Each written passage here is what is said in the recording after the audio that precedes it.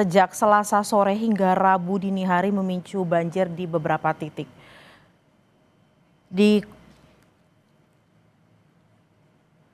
Denpasar, saudara, selain merendam rumah, banjir juga menyeret sejumlah mobil warga.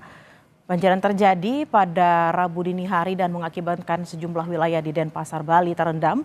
Banjir juga menyeret sejumlah kendaraan baik roda 2 maupun roda 4 yang terparkir di garasi milik warga. Warga bilang air mulai naik pada Selasa tengah malam, lalu pada Rabu dini hari ketinggian air mencapai 1,5 meter. Sungai yang tidak mampu menampung volume air membuat air meluap ke jalanan dan mengalir deras di jalanan hingga masuk ke rumah. Warga menyebutkan, saudara, ini merupakan banjir terparah setelah 20 tahun terjadi banjir serupa. Masyarakat berharap agar instansi terkait membantu melakukan evakuasi dan pemetaan karena khawatir banjir susulan terjadi kembali.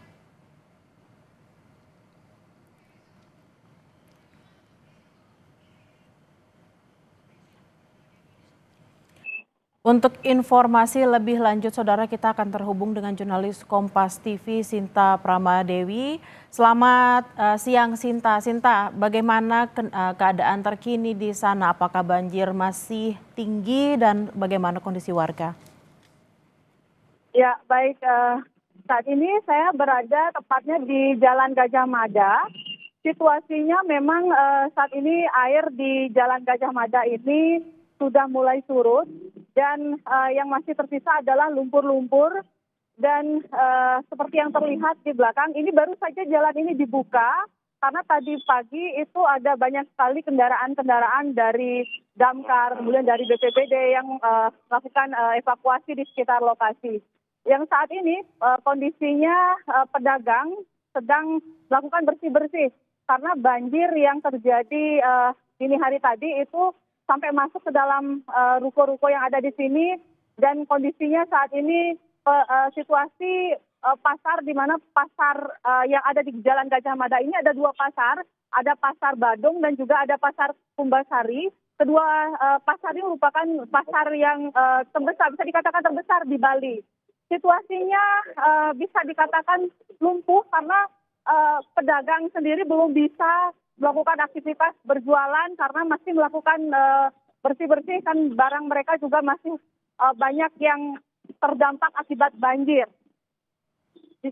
Ya, demikian sementara yang bisa kami laporkan dari sini dan saat ini juga tadi Gubernur Bali Wayan Koster dan juga Wali Kota Denpasar sempat datang ke lokasi untuk melakukan pemantauan dan saat ini tim dari petugas dari TNI juga masih ada di sini untuk membantu para pedagang yang masih terdampak melakukan evakuasi barang-barang yang terkena banjir.